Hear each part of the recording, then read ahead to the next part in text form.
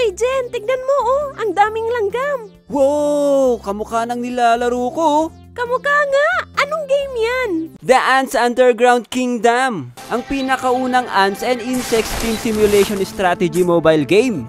Nakakatuwa ang game na to kasi kuhang-kuha niyang mga itsura ng langgam, insekto at paano sila mamuhay underground. Kita mo naman apaka-accurate. Tara, explore natin yung mga klase ng langgam. Uy, si Gold Armor. Dito, makikita ang mga combat skills at wiki ng bawat species. Based talaga to sa real life, kaya nga astig. Tulad nito, si Dark Giant, combat skill, Counter Strike, scientific name, Essiton Rapax. Sa mga insekto naman, ayan may Jumping Spider, Orchid Mantis, Scorpion, Giant Mantis at marami pang iba. Mag-e-enjoy ka dito dahil may forming ant army, invading other homes, getting resources from the invasion at pwede ka ring sumali sa alliance. Matry nga yan. Sige, itry mo na i-download ang Ants Underground Kingdom. Nasa description lang ang link. Makakakuha kayo ng libreng 100 rows at may redeem code pa. Jen!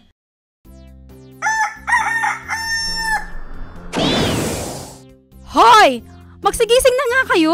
Malilate na kayo sa school. Ay, nako. Ang tatanda nyo na, ang hirap-hirap na pa rin gisingin. Nagsitubuan na lahat ng buhok nyo sa katawan para pa rin kayong kapapanganak lang kung umasta. Anong ulam, ma? Ay, bumangon ka kaya dyan para makita mo dun. Ay, gulay na naman ang ulam. Mawala na bang ibang ulam? Susme! Namimili pa kayo ng ulam. Huwag nyo kainin yan kung ayaw nyo. Hoy, Jen, ubusin mo yung pagkain mo. Ang dami-daming nagugutom sa mundo. Tapos kayo, sinasayang nyo lang. Ubusin mo yan.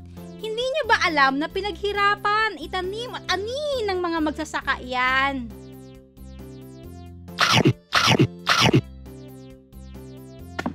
Hugasan mo yan ha.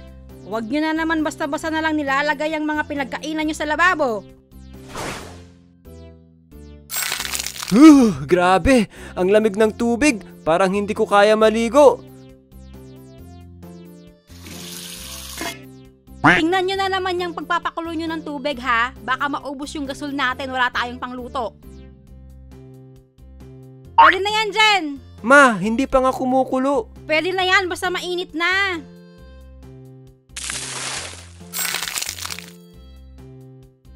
Ma, nakita mo ba yung uniforme ko? Andyan lang yan sa cabinet.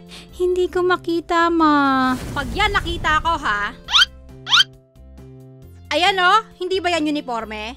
Bakit parang wala naman yan kanina nung naghahanap ako? Gamitin nyo kasi yung mata nyo, hindi yung bibig. Puro kayo mama ng mama ng mama. Ma, pengi baon. Baon? Hindi na naman kayo binigyan ng tatay nyo? Wala daw siya maibigay ngayon eh. Oh, ayan, 5 piso. Ma, baka pwede mong dagdagan. Ay, ayan lang ang bibigay ko. Nang panahon nga namin, piso lang baon namin. Maswerte nga kayo ngayon. Sige na ma, kahit piso lang. Ay, anong akala nyo sa akin? Nagkatain ng pera? Bakit ang daming hugasin dito? Wala man lang sa inyo naghugas ng pinggan? Si ate nakatoka dyan ngayon eh. Anong ako? Ako na nga naghugas kahapon. Kayo na dapat dyan. Ah, magkuturuan pa talaga kayo ha? Itapon nyo na lang yung mga hugasin para wala kayong pagkainan.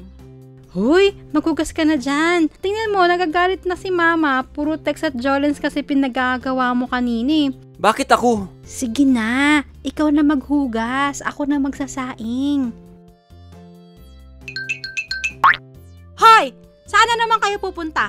Puro na lang kayo labas ng bahay, hindi kayo mapakali. Puro kayo bulakbol, gabi na kayo kung umuwi.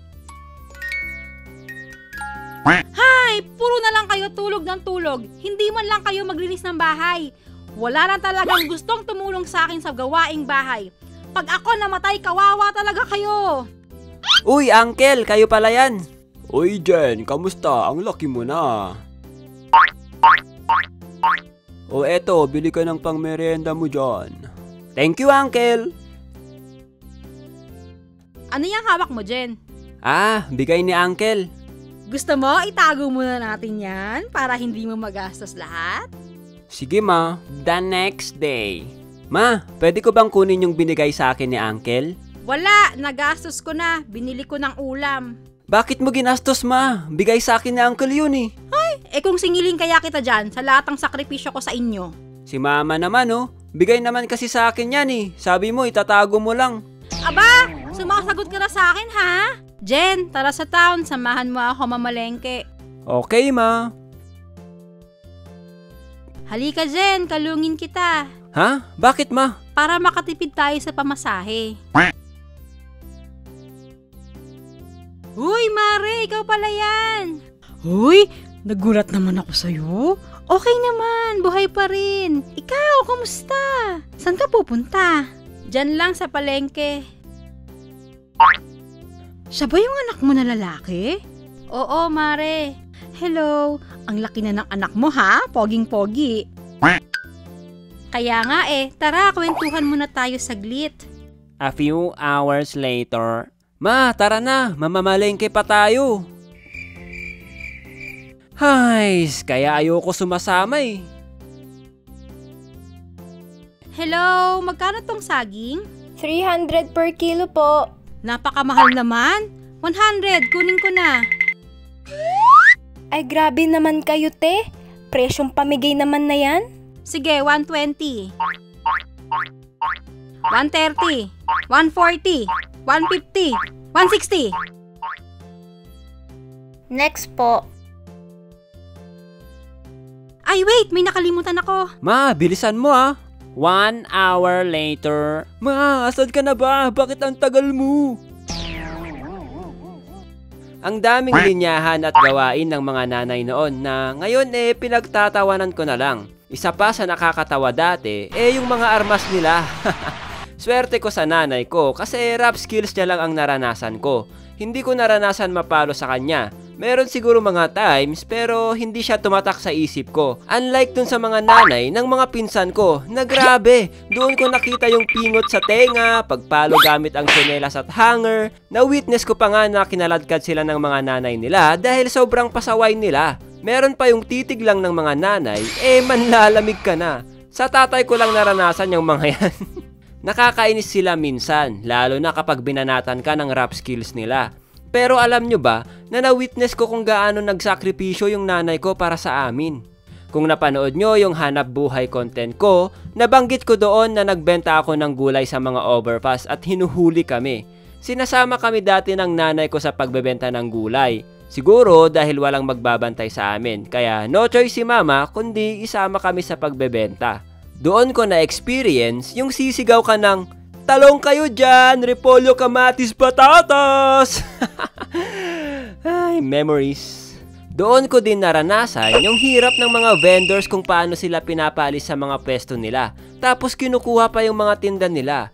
Bawal kasi magbenta sa sidewalk at overpass. Nag-abroad din yung nanay ko dati para may panggastos kami sa pang-araw-araw, lalo na 4 kaming nag-aaral sa school. Hindi nga lang siya tumagal sa abroad at buti na lang hindi talaga siya tumagal doon. Yun nga lang, hindi naging maganda yung buhay namin. Sobrang hirap pa rin. Grade 5 ako, sinasama ako ng nanay ko sa palengke para maghugas ng carrots. Yun ang naging trabaho niya nung hindi siya bumalik sa abroad. Sinama ako ng mama ko doon para may pangbaon kami sa school. Syempre pumayag din ako kasi pera may pangbaon na. Pero sobrang hirap guys. Buong araw kaming naghuhugas ng carrots doon.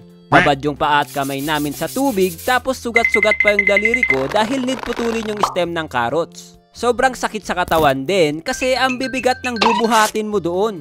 Unang araw ko doon, 80 pesos lang yung sahod ko at 300 naman sa mama ko dahil regular siya doon.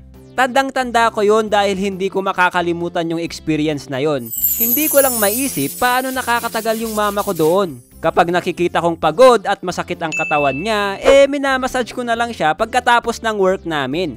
Isa pa sa mga hindi ko makakalimutan, yung nagpabili ako sa kanya ng raketa ng badminton. Pinipilit ko siyang bilhan niya ako ng ganon at lagi niyang sinasabi na mahal yung raketa. Pero dahil nakita niya na gusto kong maglaro nun, binilhan niya ako. Nakita ko yung presyo ng raketa. Mumurahin lang na raketa yung binili niya. Nasa worth 150 pesos lang ata yun. Yung madaling masira na colorful yung string at sobrang nipis.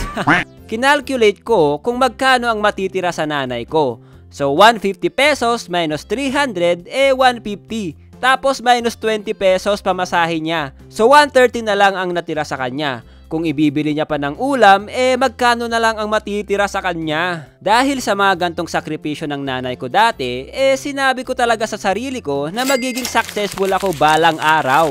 Hindi ako magbibisyo para hindi sumakit yung ulo niya. Ang naging bisyo ko lang siguro, na-addict ako sa computer games. Isang pinakasasalamatan ko sa nanay ko, naturuan niya ako na tumayo sa sarili kong mga paa. Naturuan niya ako paano magluto para sa sarili ko, maglaba, maghugas ng pinggan at maglinis ng bahay.